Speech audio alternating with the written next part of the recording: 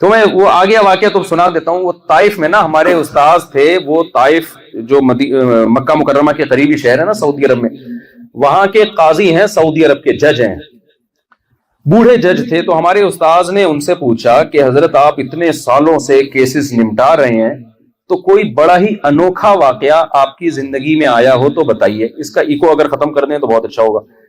کوئی انوکھا واقعہ آپ کی زندگی میں آیا ہو تو بتائیے. انہوں نے پھر بتایا, میری زندگی میں ایک عجیب واقعہ آیا کہ 4 عورتیں آئیں, جوان عورتیں, انہوں نے کیس کیا اپنے ہسبینڈ کے خلاف کہ ہمارا ہسبینڈ ہمارے قریب بہت زیادہ آتے ہیں, جس کی وجہ سے ہمیں ٹینشن ہونے لگی ہے.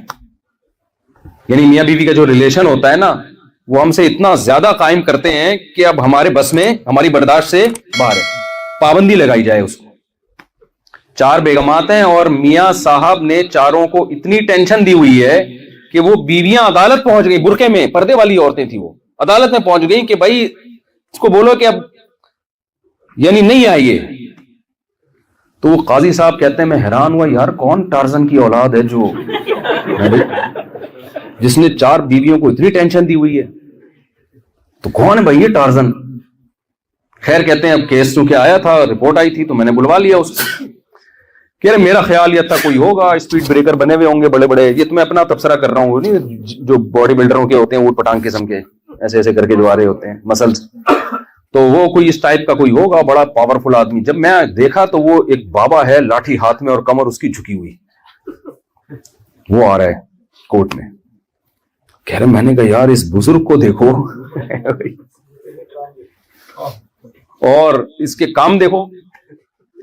کہہ رہے میں نے کہا کہ بھائی کیس تو بعد میں ہوگا. میں بزرگ کو سائڈ پہ لے گیا, میں نے بولا کھاتا واتا کیا ہے تو پہلے یہ بتا,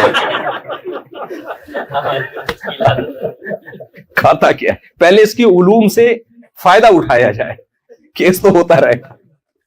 اس بزرگ نے یہ بولا کہ میں صرف کھجور کھاتا ہوں, زیتون کا تیل ہے, اونٹنی کا دودھ ہے, بس اس 3 چیزوں پہ زندگی گزر رہی ہے.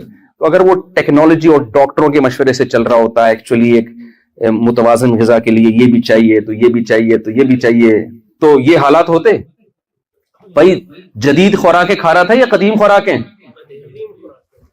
اب وہ بزرگ کہتے ہیں کہ بھائی وہ تو 1000 سال پہلے موسیٰ علیہ السلام بھی چونکہ کھجور کھاتے تھے, اب تو سائنس نے 3-4 ہزار سال پہلے موسیٰ علیہ السلام بھی چونکہ کھجور کھاتے تھے, تو اب تو سائنس نے اتنی ترقی کی, اب میں پیزا کھاؤں گا, اب میں کھجور نہیں کھاؤں گا.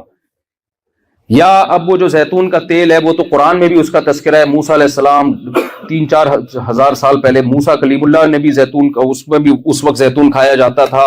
تو اب چونکہ سائنس نے اتنی ترقی کی ہے, اب میں ڈاکٹروں کا تجویز کردہ آئل جو فلاں کمپنی نے بنایا ہے وہ میں کھاؤں گا. اور اونٹنی کا دودھ یہ پرانے زمانے کی پرانی باتیں, میں پیوں گا ڈبے کا دودھ جو ریکمنڈ کیے مجھے سعودی عرب کے فلاں ڈاکٹر نے. تو آپ بتائیں اگر وہ یہ کر رہے ہوتے تو یہ رپورٹیں ہوتی؟ ارے بھائی بول لو نا یار, یہ رپورٹیں ہوتی؟ یہ رپورٹیں اس لیے نہیں تھیں کہ انہوں نے بولا خوراک میں نیچر کو فالو کرنا ہے, جدت کو فالو نہیں کرنا. جدت ڈبہ ہے اور نیچر بھینس اور گائے کا تازہ دودھ ہے.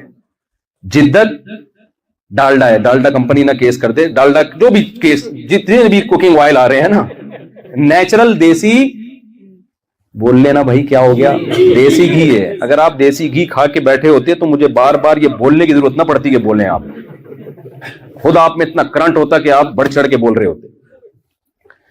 تو دیکھو میرا مقصد ان واقعات سے واقعات سنانا نہیں ہے, میرا مقصد یہ بتانا ہے کہ جیسے صحت کے معاملے میں نیچر سے انسان بغاوت کرے تو صحت مند نہیں رہ سکتا, تو جیسے مادی صحت میں اس طرح مینٹلی صحت جس کو ہم سکون اور اطمینان کہتے ہیں, اس میں بھی اگر فطرت سے بغاوت کرو گے تو کبھی بھی سکون نہیں ملے گا.